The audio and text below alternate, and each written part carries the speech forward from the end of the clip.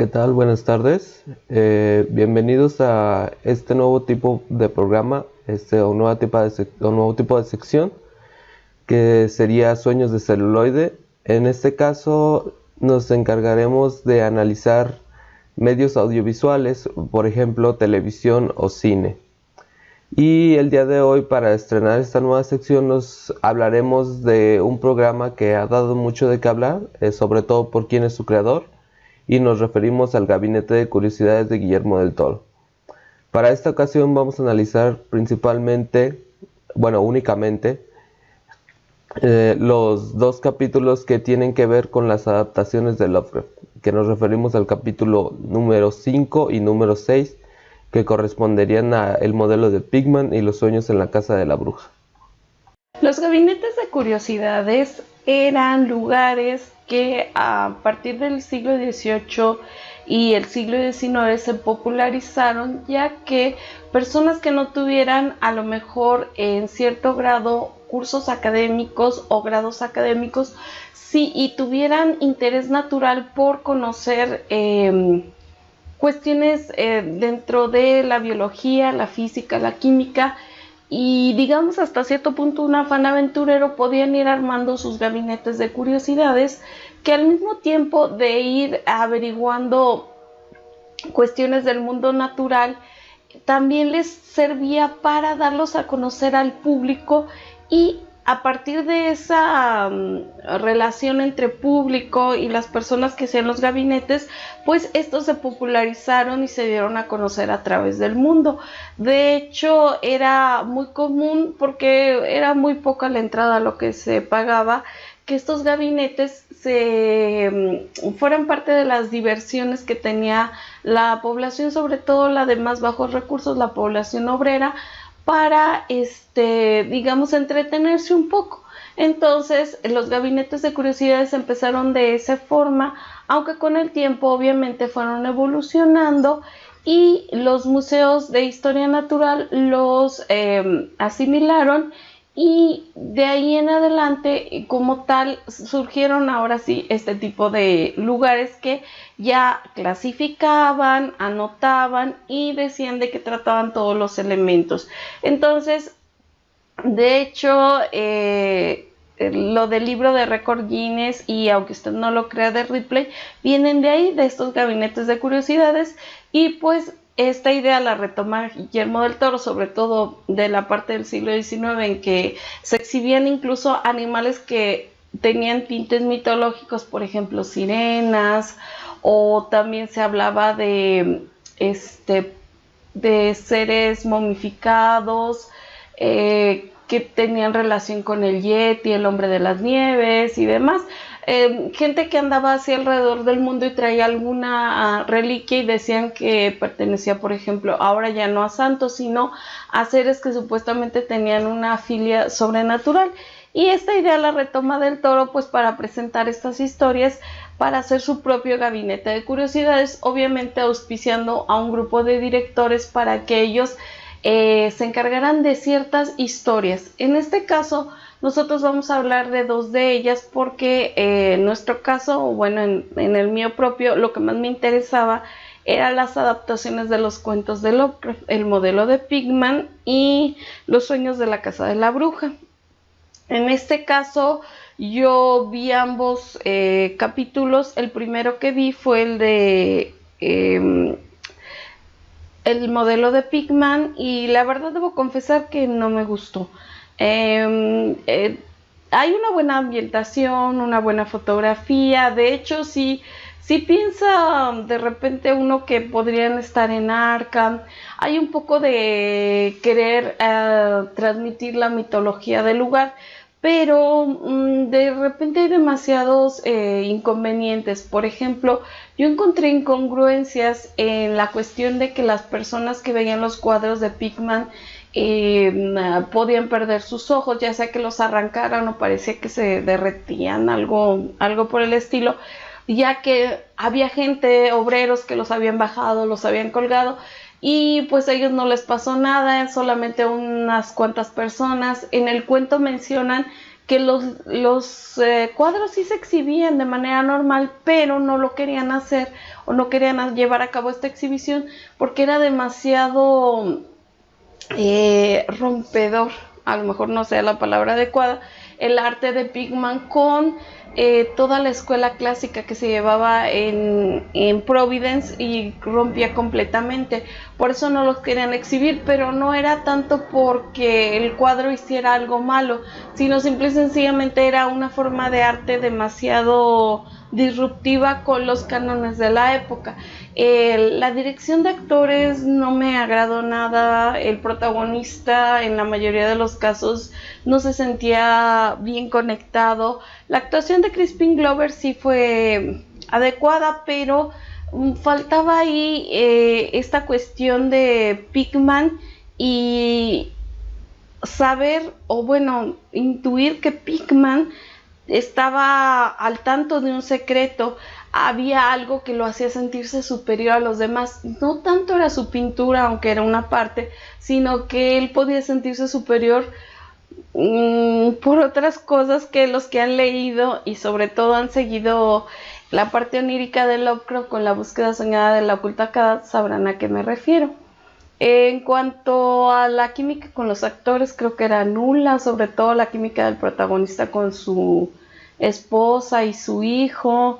La verdad creo que hubo muchos fallos, se fueron por otros lados que el cuento pues no tenía mucha razón de ser ahí, que los retomaran, entre otras cosas. A mi parecer el cuento es buenísimo, uno de los mejores de Lovecraft, y ahí había mucho material, o sea, realmente, ¿cuál era la historia? Este hombre que es extraño, que no encaja con las políticas antiguas conservacionistas de arte que tienen en Nueva Inglaterra, que solamente unos pocos pueden ver su talento, y lo que dice el protagonista, que es Turber, es que realmente podría dibujar cosas espantosas, pero eran cosas espantosas magníficas y bien hechas y realistas. Entonces él decía, es que sí, a lo mejor los temas son horribles, pero la técnica, la maravilla, y yo anhelaba ver esos cuadros porque la forma en que te los platicaban me parecían muy muy llamativos. Yo me imaginaba estos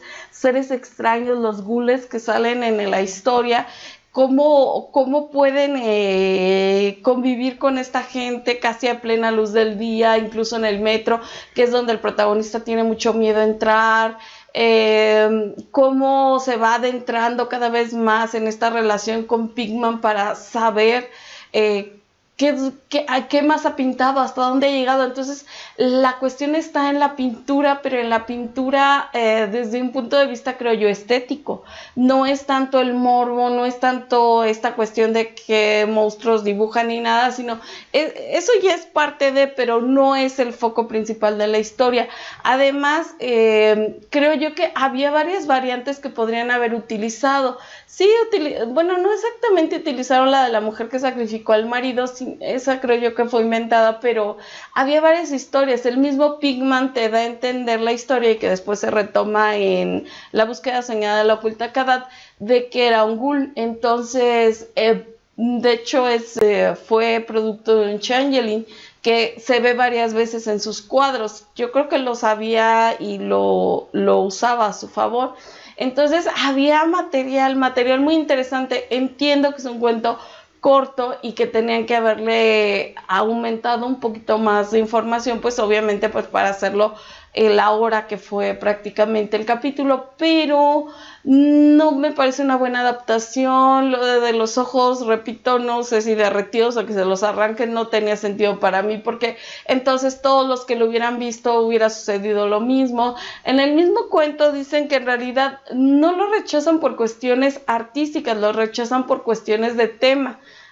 No lo quieren por eso, y hay varios que sugieren que hay algo raro en las pinturas por el horror que expresan, pero más bien es como un choque, como los clasistas no querían a los románticos, los realistas no querían a los impresionistas y así. Entonces para mí era más una cuestión de choque generacional estético. Y creo yo que por ahí hubiera estado bastante interesante. De hecho, en la parte que más anhelaba ver que era cuando encuentra a Turber la foto donde se explica y te dan el giro de tuerca, que es maravillosa. Realmente, pues, no, estaba tan borrosa que ni se distinguía. Y esa era la clave de la trama. Después la cambiaron por cuestiones ya tirando más a asesinos en serie y... Bueno, no asesinos en serie realmente, porque no hay nadie que mate así en serie en esta historia, pero más bien como tirando como este gore que para mí no tenía sentido. Esa es mi opinión. Pues sí, desafortunadamente creo que los dos capítulos de Lovecraft son los que han dado más que hablar de las historias. Bueno, también la historia de Outside, pero esa no la tocaremos ahorita. Es curioso porque, bueno, primeramente el director se llama Virgin Fieldlight, si no me equivoco. O, bueno, espero que no equivocarme, si no lo estaré confundiendo con el ilustrador de Weird Tales. Pero él había dirigido anteriormente una película que se llamaba La Vigilia, que es acerca de un hombre judío que ya no era judío ortodoxo, pero que se dedica una noche a cuidar el cuerpo de un muerto. Entonces habla de la mitología judía y de los Dybbuk. Y de hecho pues, es una película bastante recomendable, se mantiene muy bien la atmósfera. Sí, así es. Cosa que el problema aquí es que quizás, como dice Gaby, no respeta la idea o el espíritu del cuento. Que el espíritu del cuento yo lo he visto, bueno, para mí, una de las interpretaciones que yo tengo es que de alguna manera es una tesis del propio Lovecraft con respecto al arte del horror. Que el arte del horror se ha rechazado porque se ha visto como algo menor y porque incomoda realmente. Entonces, no se encuentra eso en el capítulo. Y sí es cierto, las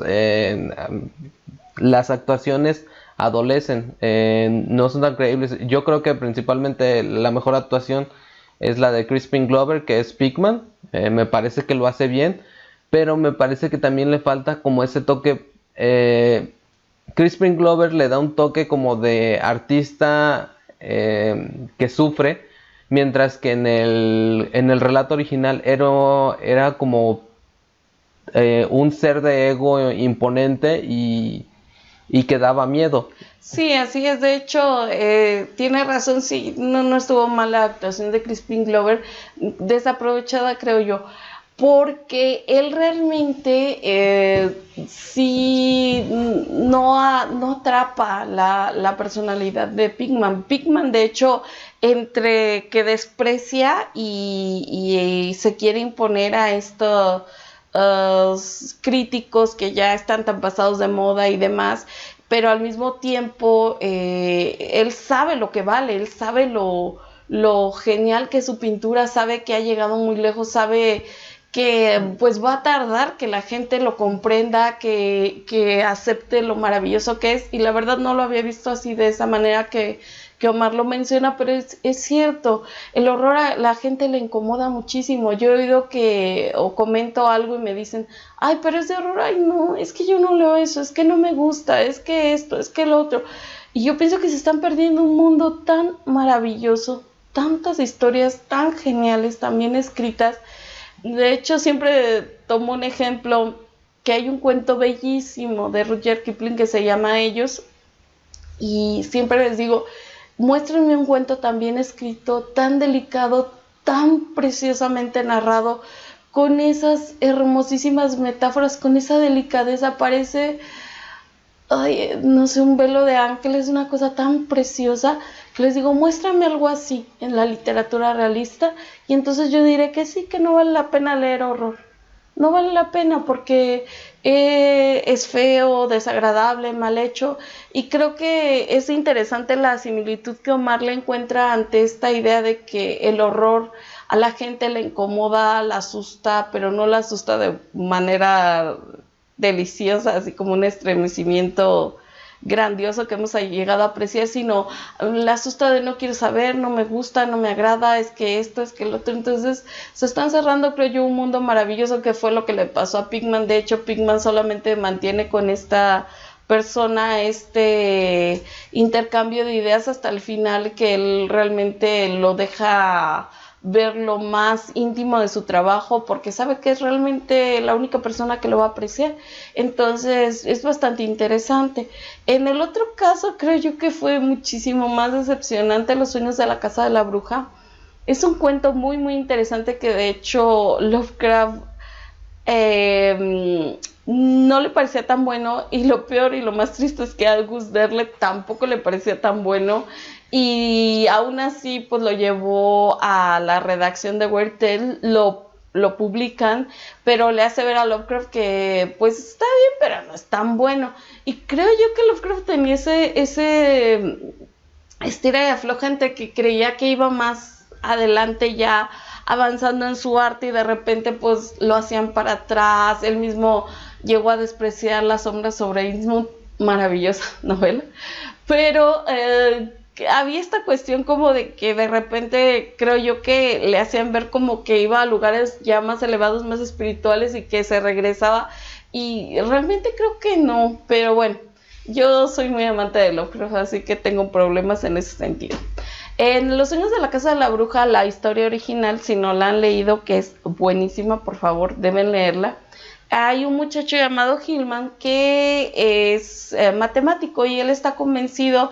Lovecraft estaba muy al pendiente de las nuevas ideas sobre estos universos, el tiempo, el espacio, las teorías de Einstein, que nos hablan de que el tiempo obviamente pues no es lineal sino curvo, etc. Entonces lo que hace Lovecraft en Los sueños de la casa de la bruja es tomar esta parte racional, científica que él tenía, y aplicarla al horror. ¿Por qué? Porque Hillman está convencido que es a través de las matemáticas, de ciertos algoritmos, podríamos decir ahora, de ciertos números algebraicos y demás, figuras geométricas extrañas, que se puede viajar en el tiempo y se puede viajar entre dimensiones, cosa bien interesante. Y sabe o conoce la historia de una bruja llamada Keziah Mason, que en la época de la cacería, que sería mediados del siglo XVII, fue perseguida y condenada porque ella contaba que a través de ciertos cálculos matemáticos y ciertas cuestiones que ella hacía en la casa donde vivía, podía traspasar tiempos y espacios, y de hecho desaparece un día y no se le vuelve a ver más. Ella iba acompañada siempre de un pequeño familiar, una rata que tenía la cara de un hombre llamado Brown Jenkins, el cual la seguía siempre porque con él cometía ciertos actos que eran sacrificios con niños, etc. Entonces el muchacho pues sabe de este lugar y está obsesionado con la figura de Keziah Mason y de Brown Jenkins, porque dice, es que como una mujer simple, inculta, realmente alguien de tan baja condición social, ¿cómo pudo saber estas cosas? Entonces él se traslada a este lugar y empieza a tener sueños extraños en donde se le aparece esta mujer y viajan a otros lugares del universo, del tiempo, del espacio, y él llega siempre cansado y demás, y él piensa que nada más son sueños. La gente que vive en esta casa, que ya es gente pues muy pobre, pero que pues no tiene realmente otro lugar a donde ir, pues están siempre al pendiente porque dicen que han vuelto a ver a Brown Jenkins en las calles, y el verlo es señal de que algo malo va a pasar y de que los niños pueden desaparecer otra vez y demás.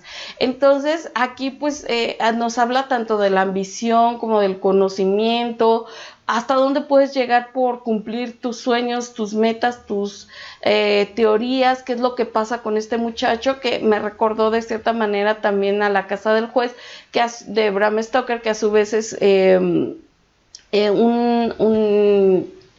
una reinvención. Una reinvención de ciertas perturbaciones de la calle Anger Street de Sheridan Le Fanu. Creo yo que, bueno, Lovecraft no quería Le Fanu, pero yo creo que, y más bien sí lo leyó, sí lo menciona en su maravilloso ensayo, el horror sobrenatural en la literatura, Bram Stoker. Entonces tal vez de aquí tomo algunas ideas. Un cuento súper interesante, de verdad, de verdad, de verdad. Mezcla algo que a mí no me agrada mucho en Lovecraft, que es lo onírico, pero de una manera bien interesante, porque luego lo conecta con este mundo real, entre los sueños que tiene Gilman y las cosas que ocurren en el mundo real hasta el final súper climático que aparece. Y no nada que ver la historia que nos manejan en la miniserie. Un muchacho que está buscando al espíritu de su hermana porque la quiere liberar, no ha hecho otra cosa en su vida más que esto. De hecho, me recordó más a un cuento que se llama Deja a los muertos en paz, de Ernest Rupoch, que a la misma historia de Lovecraft. Creo que la historia de Lovecraft nada más fue un pretexto y ha sido de las más criticadas, pero yo creo que es esto, de verdad no entiendo, porque es riquísima la bibliografía de Lovecraft. ¿Por qué le hacen eso? No lo sé. Sí, de hecho, como Gaby dijo, me parece que si no es la peor con peor calificación, es de las peores con peor calificación de la serie. Y en realidad sí es cierto, o sea, parece un mero pretexto la utilización del nombre de Lovecraft y del cuento, porque en realidad solo están los personajes y cierta remembranza de la historia. Entonces creo yo que pierde mucho en comparación, porque bueno, es inevitable compararlo con el cuento, porque es el material original. Entonces pierde mucho. Lo que sí es de remarcar que en todos los capítulos el diseño de producción, las cuestiones, la fotografía, todo esto son muy remarcables y a mí me parece bien. De hecho, yo creo que si no lo hubieran titulado Los sueños en la casa de la bruja y si no hubieran metido el elemento de comedia negra, creo que hubiera sido un capítulo interesante. Pero al meterle eso, te metes en conflictos de la cuestión de no se parece nada al relato original y es extraño porque, bueno, ya lo comentábamos en otros momentos, que por qué Del Toro había permitido esto. Yo había comentado que había leído en algún momento que Del Toro había dicho que como tal él le había dado libertad creativa a los directores totalmente, pero ahí yo tenía mis dudas porque en algún momento cuando hace la introducción Del Toro empieza a hablar de Lovecraft y dice que Lovecraft hablaba de la hostilidad del universo contra el hombre y tú no ves eso en el cuento, en la adaptación, perdón, en la adaptación nunca lo ves, nunca ves ese sentido de hostilidad contra el hombre no, de hecho, y una disculpa que me meta otra vez, el deseo de que se haya Mason de volver y demás, creo que lleva una revoltura, porque hay un cuento, pero es de Henry Kuttner, que se llama El cuarto de la bruja o El pozo de la bruja, no recuerdo bien, donde si una bruja quiere volver y hay una aquí cuestión de que también se mete en los sueños. Creo que Kuttner lo que hizo fue una reversión del cuento, como un homenaje tal vez, y ahí sí, hagan de cuenta que en la historia como se comporta que Saya Mason y Brom Jenkins es eso. Entonces se me hace que ahí fue una revoltura que no tenía que ser. Sí, de hecho, tal cual. Entonces, bueno, por ejemplo, Mont en algún momento mencionaba que ella también lo que le pesaba mucho del capítulo era que el protagonista, Rupert Grint, como que nunca se quitó la estela de la saga de Harry Potter.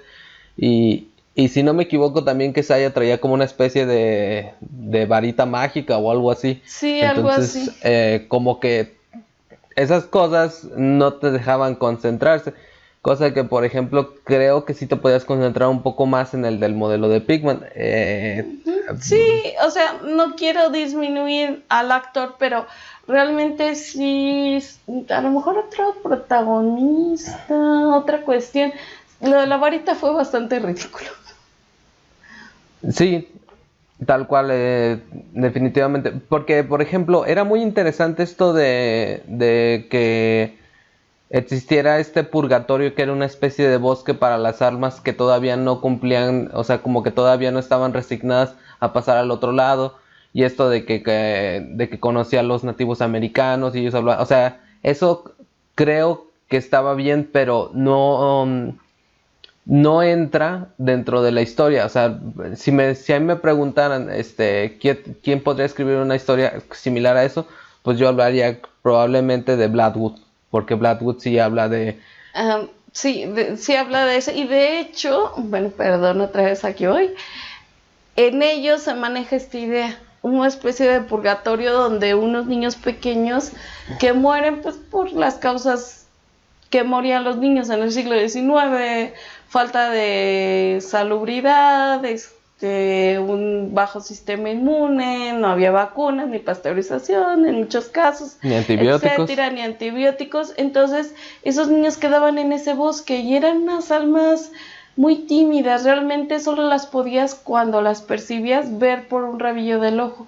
Entonces, tal vez tomaron también esta idea, no lo sé, o a lo mejor yo ya estoy tratando de encontrar todas mis referencias, pero no va por ahí Los sueños de la casa de la bruja. Magnífica historia, de verdad yo no sé por qué Derlet dijo eso y me hizo sentir mal a mi Lovecraft, qué malvado. Pero es una historia muy buena, muy muy buena, por favor, léanla. Van a ver que van a pasar el coraje de su vida porque nada que ver con la historia que nos muestran en el gabinete. A mí sí me llama la atención eso. Yo tengo la teoría de que al ser el encargado, dudo mucho que Del Toro no haya visto ni siquiera los avances o no se haya dado cuenta de cómo estaban trabajando, o de que al final le presentaran todo antes de él hacer las introducciones, que también me llamó la atención eso que decía del universo y cómo era hostil al ser humano y todo, que sí se ven Los sueños de la casa de la bruja y en la mayoría de las literatura de Lovecraft. De hecho, él por eso tiene este horror cósmico, que es el hombre ante el espacio, nada. No estamos conectados con Venus retrógrado ni con nada de eso, realmente somos una mota de polvo en el universo y como tal, la naturaleza, el cosmos y demás es indiferente a nosotros, y si no es indiferente es realmente hostil. Entonces se pierde eso y por eso a mí no me gustó ninguna de las dos, pero la que menos me gustó fue Los sueños de la casa de la bruja, y tenía mucha curiosidad por ver cómo era Brom Jenkins, pero no, tampoco no fue exactamente lo que yo había pensado. No, es que el problema es que Brom Jenkins debía de ser algo grotesco y aterrador. Exacto, porque de hecho la gente le tenía mucho miedo. Ajá, y aquí lo convierten en un ente ridículo, o sea, por eso le digo, este sentido de humor negro que toma al final, y creo que también esa es otra de las críticas que se ha hecho con respecto al modelo de Pickman, que el diseño de los ghouls parecen como una especie de duendes. De repente no parece tan desacertado, pero de repente, por ejemplo, esta escena en la que va en el cementerio y ve uno, es así como de, pues es que parece algo más o menos ridículo, no se ve tan amenazador como deberían de ser. Me recordó a los Critters un poco. Sí, un poco, o sea, entonces... Y no, nada que ver, los ghouls, así como te los mencionan en el modelo de Pickman, o en La búsqueda soñada de la desconocida Kadat, son una especie de hombre lobo. Ajá, y también era ese sentido que a final de cuentas, por ejemplo, yo creo que por eso no tocaron el tema del changeling, porque se supone que en algún momento podían parecer humanos, entonces... Sí, de hecho, por eso se podían hacer los cambios, porque conservaban muchos rasgos. Ya al vivir con el ser humano y todo, predominaban sus rasgos antropomorfos, perdón. Entonces, realmente sí podían pasar como tal. Entonces, no fue nada acertado. Sí, y pues bueno, otra cosa, la cuestión, bueno, en mi personal punto de vista, a mí no se me hizo tan malo como esa parte de las obras de arte que están malditas y que van a generar estos cambios. Se me hizo de alguna manera que hizo como adecuadamente cómo se veían los retratos, que no los veías bien, sino que veías como retazos, pero como que te generaban confusión. Y en este sentido...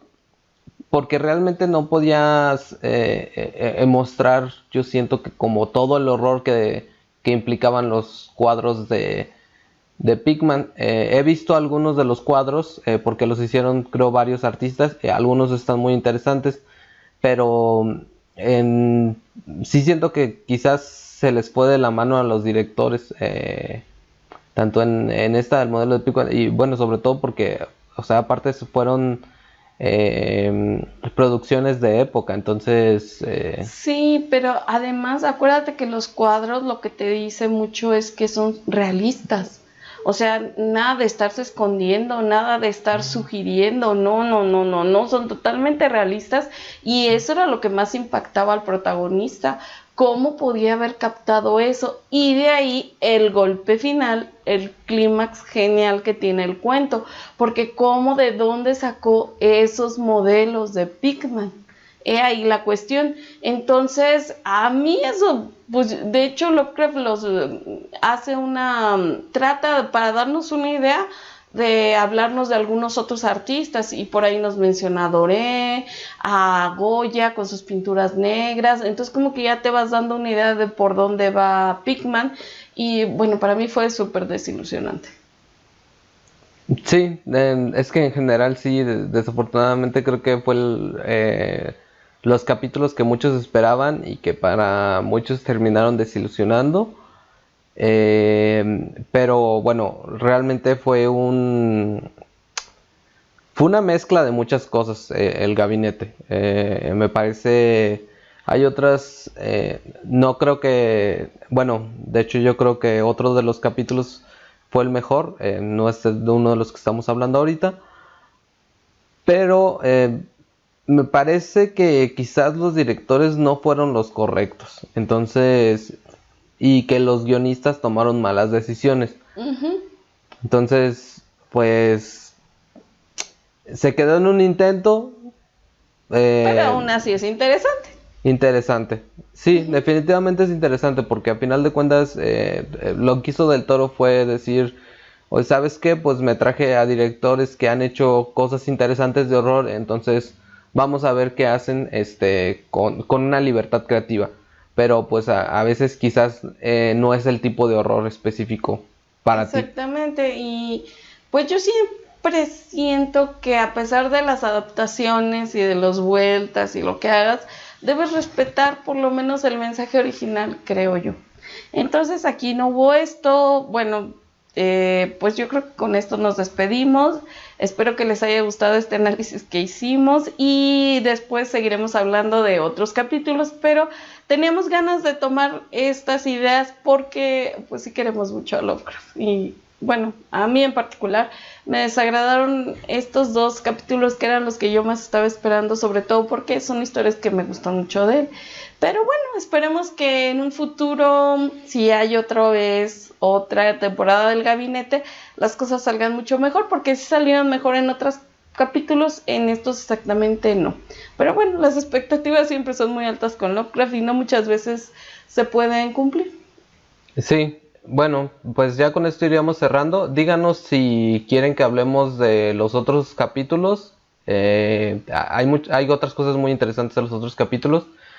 Díganos qué les parecieron a ustedes estos capítulos de Lovecraft. Y pues recuerden suscribirse y seguirnos en las páginas también de Facebook y de Instagram. Entonces nos vemos en la siguiente. Hasta luego.